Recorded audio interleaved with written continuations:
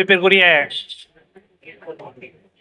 இரத்த தான ட்ரஸ்டினுடைய பொறுப்பாளர்கள் திரு பாலச்சந்தர் அவர்களே, நண்பர் ஷேக் தாவூத் அவர்களே, இந்த உயிர்காக்கும் உன்னத புனியாக இருக்கக்கூடிய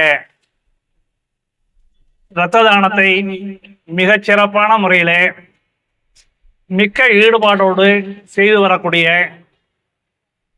இந்த நண்பர்கள் குழாம் அனைவருக்கும் என்னுடைய சிரம் தாழ்ந்த வணக்கங்களை முதலில் தெரிவித்துக் கொள்ள விரும்புகிறேன்.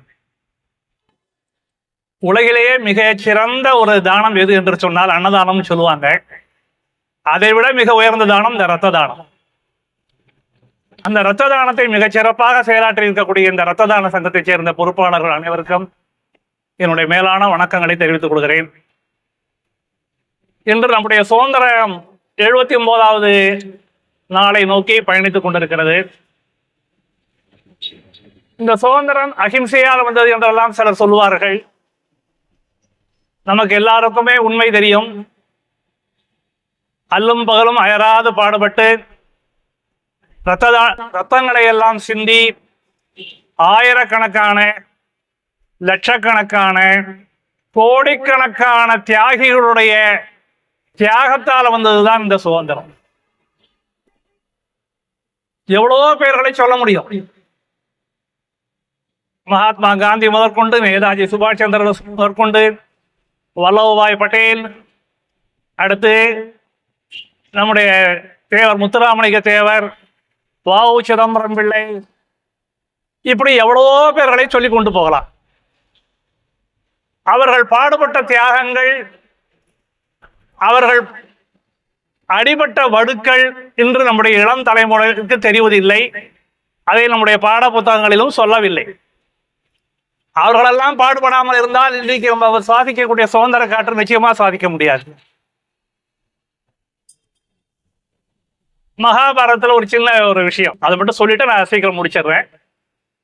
மகாபாரதத்தில் 18 நாள் போர் முடிந்த பிறகு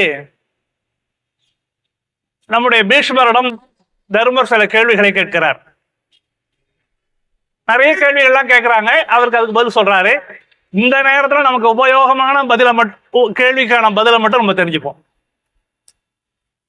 தர்மர் கேட்கிறார், பீஷ்மரை பார்த்து கேட்கிறாரு, ஏன் சாமி, ஒரு நாட்டை அழிப்பதற்கு என்ன வேண்டும் அப்படின்னு கேட்கிறார். உடனே பீஷ்மர் சொல்கிறார், ஒரு நாட்டை அழிப்பதற்கு ஆயுத பலம் மட்டும் போதாது, இராணுவ பலம் மட்டும் போதாது, வீரர்களுடைய பலம் மட்டும் போதாது, அப்படி என்ன பலம் வேண்டும் சொல்லுங்க அப்படின்னு இவர் கேட்கிறார். தர்மர் கேட்கிறார் பீஷ்மர்கிட்ட. அவர் சொல்றாரு, ஒரு நாட்டை அழிப்பதற்கு அந்த நாட்டு மக்களிடையே தன்னுடைய முன்னோர்களை பற்றிய பெருமையான எண்ணங்களை, பெருமிதமான எண்ணங்களை முதலில் அழித்து ஒழிக்க வேண்டும். தன்னுடைய தாய்நாடு, தன்னுடைய முன்னோர்கள் மகோன்னதமானவர்கள் அப்படிங்கிற உண்மையை அவங்ககிட்ட இருந்து மறைச்சிடணும். இந்த 2 விஷயத்தையும் நீங்க செஞ்சுட்டீங்கன்னு சொன்னா அந்த நாட்டை நம்மாலே நிச்சயமாக வெல்ல முடியும் அப்படின்னு சொல்றாரு. அதுதான் நடந்தது. எங்கிருந்தோ வந்த பிரிட்டிஷார் நம்ம மக்கள்கிட்ட இருக்கக்கூடிய நல்ல ஒரு மகோன்னதமான உணர்வுகளை எல்லாம் மறைத்து, நீ அடிமையானவன், நீ எந்த விதமான செயலுக்கும் லாயக்கு இல்லாதவன் அப்படின்னு சொல்லியே அவனை தாழ்வு மனப்பான்மை உருவாக்க வைத்து இன்று வரை அந்த தாழ்வு மனப்பான்மை நம்ம விட்டு போகல. அது அவர்கள் செய்த சரி. இந்த விஷயங்களை அந்த பரங்கியர்கள், பிரிட்டிஷார்கள் நன்றாக புரிந்து கொண்டார்கள். அதன் அடிப்படையில் நம்ம நாட்டு மக்களை எல்லாம் அடித்து உதைத்து காயப்படுத்தி கோடிக்கணக்கான ஜெனரல் டயர் பற்றி உங்களுக்கு தெரியும். வெள்ளையனே வெளியேறு இயக்கத்தின் பொழுது நடந்த விஷயங்கள் எல்லாம் தெரியும். நாம் செய்ய வேண்டியதெல்லாம் நம்முடைய குழந்தைகளிடையே எப்படிப்பட்டவர், நம்ம நாட்டினுடைய பெருமைகளை எல்லாம் எடுத்து சொல்ல வேண்டும். இந்த ஆகஸ்ட் 15, ஜனவரி 26 என்பதெல்லாம் கொடியேற்றி ஒரு சடங்கா போயிட்டு இருக்கு. ஆனா அதனுடைய உண்மையான நோக்கம் நம்ம குழந்தைகள்கிட்ட இந்த மாதிரியான நல்ல உயர்ந்த விஷயங்கள் எல்லாம் எடுத்து சொல்லணும். இன்னைக்கு நம்ம நாடு மிகச்சிறப்பான முறையில் வளர்ந்து கொண்டிருக்கிறது. 1947க்கு பிறகு பல விஷயங்கள், சமஸ்தானங்கள்லாம் நிறைய பிரிஞ்சிருந்தது. அந்த சமஸ்தானங்களை எல்லாம் ஒன்றிணைத்து ஒரு மிகப்பெரிய பாரத நாடாக வழியமைத்தார் நம்முடைய சர்தார் வல்லபாய் பட்டேல். மாவீரன் நேதாஜி சுபாஷ் சந்திர போஸ் தன்னுடைய வாழ்க்கையே அவன் துறந்தார்.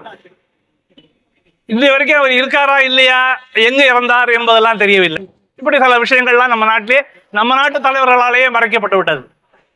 அதனால ஒன்றுபட்ட பாரதம், அதற்கு நம்ம முக்கியமா என்ன தேவைன்னு சொன்னா, நாம் அனைவரும் ஜாதியால, மதத்தால, மொழியால பிளவுபடாமல் ஒன்றுபட்டு இந்த பாரத நாட்டை காப்பாற்ற வேண்டும் என்ற ஒரு உயர்ந்த எண்ணத்தில் ஒவ்வொருவரும் தன்னுடைய தனிப்பங்கை செலுத்த வேண்டும் என்பதுதான் இந்த நேரத்தில் நான் கேட்டுக்கொள்ளக்கூடிய ஒரு சுதந்திர தின வேண்டுகோளாக வைத்துக்கொண்டு, இன்னும் நிறைய கருத்துக்களை சொல்லலாம்.